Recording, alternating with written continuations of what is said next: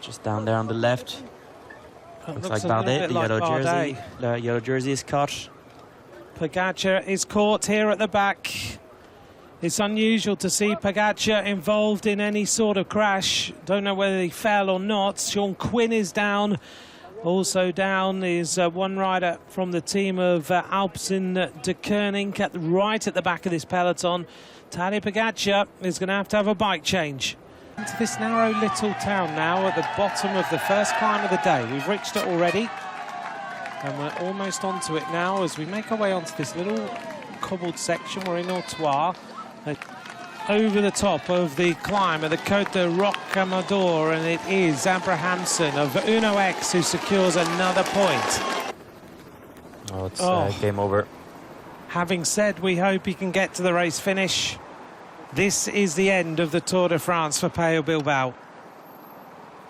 What a sad moment for this rider from Bahrain Victorious, a rider who won a stage of the Tour last year in memory of his friend Gino Mader.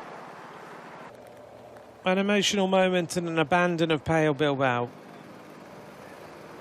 Biniam Girmay powerful as he gets off the front. Philipsen looks around, and Philipsen isn't able to take more than the second place in that group. Anthony Turgis now is dropped by the group of riders, and the breakaway is starting to crumble. But they're about to be caught. Madouas, Pacher and Abrahamsen can see the cavalry charging, and they're about to come around the corner and bring the breakaway back into the midst of the peloton and reset, ready for the running. Talking about road furniture, there's only 1 point to pay attention in that sprint. Oh, crash. Crash, crash, crash. Crash in the middle of the peloton, and a number of riders have hit the deck. Yeah, they haven't seen that centre aisle. One of the Astana riders is down.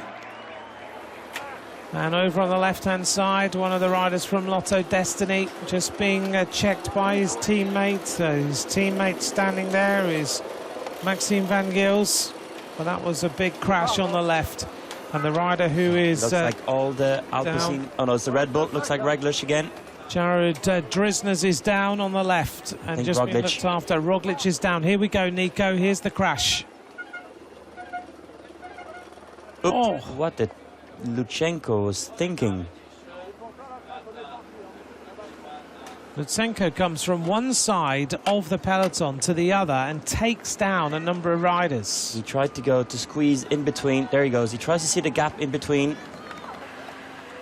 Maybe a slight mistake from the team not to be totally in the front. Let's take a look although here it was Roglic. Very much in the front of the race. But what was Lutsenko thinking about? Roglic fell very heavily. Look how much he fell. Roglic went straight over the top of Lutsenko. It's such a tricky run-in, isn't it? They've taken that roundabout out. Abrahamsen goes through. The team of Israel Premier Tech with Ackerman locked in on the wheel. Ackerman. And the top sprinters are still further back. There they are, about in 15th position. Arnaud Billy in the middle. And on the left, is that Philipsen coming on the left here? Mark Cavendish on the wheel. And now we start to see the moves as riders try to go and they squeeze through. And it's a really messy sprint. The team of Arkea B&B Hotels bring Arnaud Demar through to try and win his first stage since 2018. Cavendish is a little bit swamped in the middle. Demar gets ready. Wout van Aert is there. Van Aert on the left-hand side goes in the barriers, and it's Arnaud Demar. How did Wout van Aert not crash there? Arnaud Demar all the way. Arnaud Demar getting challenged by Girmay. Wout van Aert, who's going to take it? Girmay wins his hat-trick of stages in the Tour. This is the battle for time. Primož Roglic crashes with 10 kilometers to go.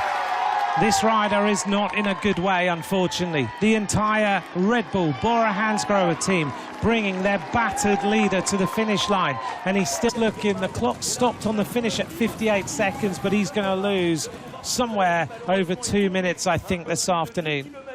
Tries to go right. Demar closes the door, leans against the barrier, lets that gap go, and then has to get around him. And this is where Girmay comes flying onto the line. Bernard has to go wide. Philipsen coming from way back. Coquard just on his wheel. And there's three.